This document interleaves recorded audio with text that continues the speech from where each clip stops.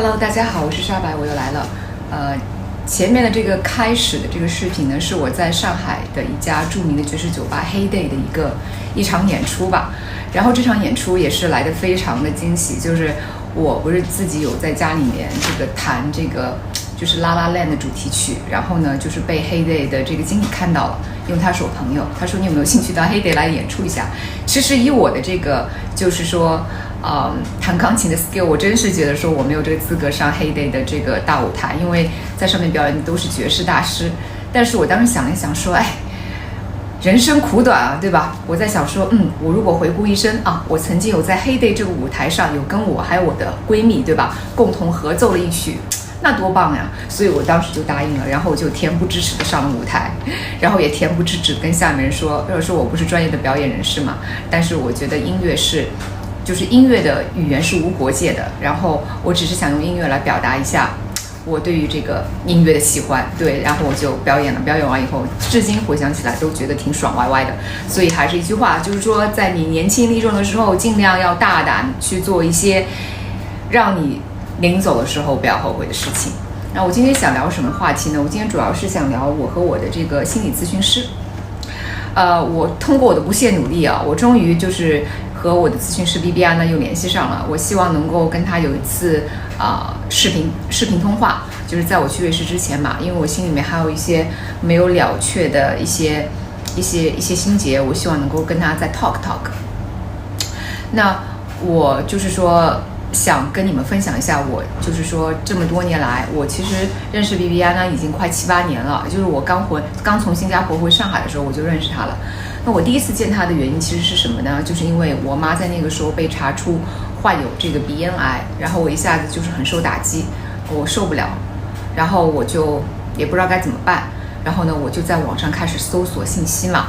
那我确实是想找一个外国人，这个外国心理咨询师，因为他们的这个心理咨询行业确实，我扪心而论啊，说实话，确实是比国内的要，对吧？人家这个心理学早发展了我们很多年，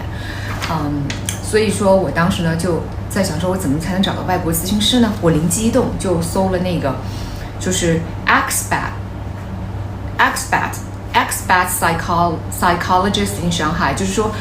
专门在中国的外国人需要心理咨询师的一个名单嘛，然后有很多名单就出来了，有什么哈佛毕业的，那个时候是10年前对，10年前那个时候就像哈佛的基本上收费都是2000以上的，然后呢，但是我自己就是说觉得我想找一个更适合我的，所以我在看他们那个疗法的时候有看的，如果是那种弗洛伊德那套的我就不去了，因为我现在不是特别，因为我自己有学过心理学嘛，我觉得弗洛伊德的精神分析法有用吗？有用，他通过分析你的原生家庭分析你的2个原动力，其中最主要的那个性对吧 libido 来解释一些世界上的一些万事万物是很有道理的，但它并不能解决我的问题。有的时候我觉得一个心智弱的人，如果被创伤给就是挖掘了你的创伤，你知道了缘由怎么样呢？你知道了你现在很痛苦很懦弱很无助的原因是因为你有这样一个原生家庭， so what，对吗？你能解决你的问题吗？不能呀，你可能更增加你的痛苦。你会想说，哎呀，我怎么会有这么一个原生家庭呀？所以我想找到的是那个跟我在新加坡就是相信的那一套，就是说 New Age philosophy 差不多的，就是比如说冥想全身心的疗愈holistic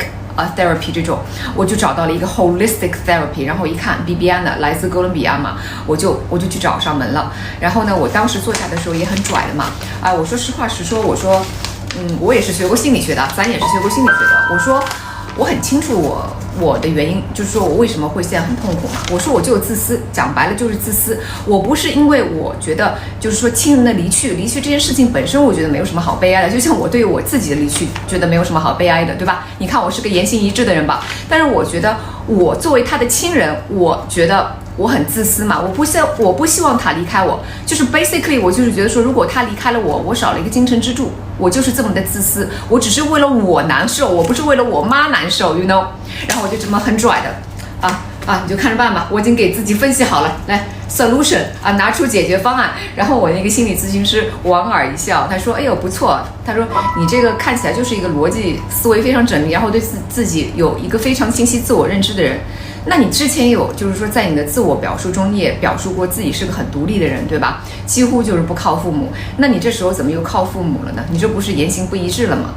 诶，我想说，说的有道理哦，我确实好像有点知行不合一了嘛。然后他说，你看我给你分析一下是不是有道理。他说你呢就把你的父母当作是一个保险柜，平时没事儿的时候呢就把这个保险柜啊锁好，然后放到柜子里面插那么一放，然后呢你也用不着，就是说在没有紧急情况下面你也用不着去打开保险柜里面看你里面的财宝，对不对？你就平时就不去看他们，就像你平时也不怎么联系你父母，可能就还是喜欢找朋友玩嘛，对吧？但是一旦发生重大事故了啊，你需要有这个保险箱，让你觉得心里面很安全。你看看你是不是这样一个心理？哎，我在想说，哇，怎么说的这么有道理呢？我说是，我说那咋办呢？我说我在内心深处其实还是希望有这么一个精神寄托的。我可能金钱上啊，然后平时就是说办事儿、学习哦，我不是特别依赖我父母，但是我确实需要有这么一个保险柜的那样一个概念在那儿。然后我的心理咨询就跟我说，他说你不是跟我说你在新加坡在自己的内心深处，在你的 inner world 找到了你的 inner self 吗？你就在你的内心世界找到了你的内心的深处的那个高我，那个小孩吗？那你就继续在你的内心深处去挖掘那个力量呀。就一般人听到这儿会说，那我怎么挖掘呢？对吗？我就没有，我一直就是个很好的学生。当他跟我说 You can find the power inside of you， 我突然就觉得我教你个单词叫 epiphany， 我突然有了一个 epiphany， 就是一种觉悟，一种顿悟。我走出了他的办公室，那天是一个 rainy day drizzling， 蒙蒙细雨下的，但是我突然就觉得说一股力量从我内心深处啪一下涌出来。其实我每次见 BBN 呢，我并没有觉得说他有冒出很多金句，但是我觉得他身上那个能量，那个磁场就把我的心灵洗涤的荡涤的非常的干净。所以我需要的不是一个帮我做精神分析的心理咨询师，而是一个给我能量的，给到我 energy 的一个咨询师。他本身那个能量场，他那个磁场又非常的干净。这是我第一次找我的 BBN 呢。然后我第二次找我的 BBN 呢，是因为感情问题。就那个时候我被两个非常就是非常hot 的就是 hot 就是很性感的男生。这个性感是包括各方面的，谈吐、身材什么的。然后呢，一个是我的拳击教练另外一个是一个著名的就是爵士音乐家，是一个吉他手。我当时真的挺犹豫的，因为我这一辈子都没有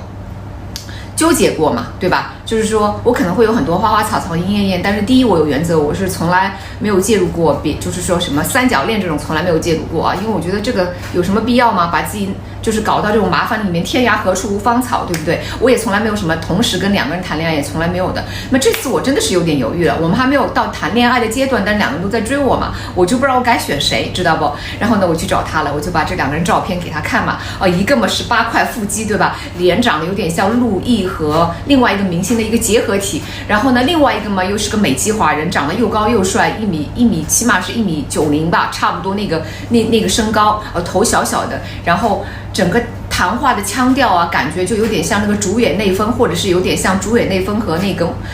金城武的一个结合体，声音也跟他们几乎是一模一样。然后我说我真的不知道该怎么样，然后我那个心理咨询师一看他们照片说 Oh my God they are so hot， 他说 I want to sleep with them， 就说哇塞这两个男的也长得太好了吧，他说我也想上他们。我当时就被我的心理咨询师逗乐了，你知道吧？就觉得说其实他这个对我来说，对我的心理健康是很有用的。就是首先他肯定了我的这个价值，就是说你看就同时这么两个这么优秀的男士，对吧？都想来就是都想来追求我。那么其次呢，他也就是让我感觉到，就是说首先这不是一个让你要值得烦恼的事，这是一个应该让你值得庆幸的事。就是他间接的通过他很真诚的赞赏这两个男士的态度，让我觉得说这其实是一件值得开心的事情，对吧？没有什么说就没必要就是说去烦恼然后这是我第二次找他，就很搞笑的。然后还有就是说我觉得我的咨询师本人也是一个很让我觉得就是说很不可思议的人。就说他现在的这段婚姻是从肉体关系，你们懂吗？就有点像是露水情缘发展成真正的男女关系的，这个也是开了我的天眼了，所以我觉得说这个世界上真的就是有各种各样不一样的这种感情的存在，不一样的关系的存在，我们要允许各种存在的发生，然后我第3次去找他是因为我觉得我年纪大了，我的容颜开始衰老了，我就很焦虑，然后呢，他也用了各种方法试图来安慰我，但到最后我觉得都没有啥卵用。但是我最后我自己疗愈了我自己，我对他说，我说没有关系的，我说，爱美是女人的天性嘛，对吗？不能接受自己容颜衰老也没什么，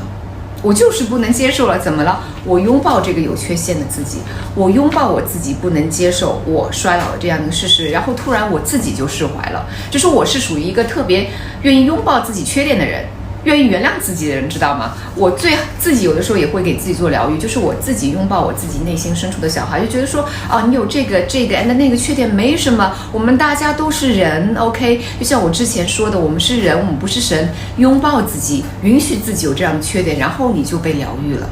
你也应该身边有更多的能够允许你有缺点的朋友，拥抱你所有的一切。喜欢你就是因为你是你，而不是因为说你身上有这个那个优点，对吧？好，这是我第3次去找他。其实我找他一共也没多少次我大概1年就找他这么1次吧。最后一次就是因为我身体不好了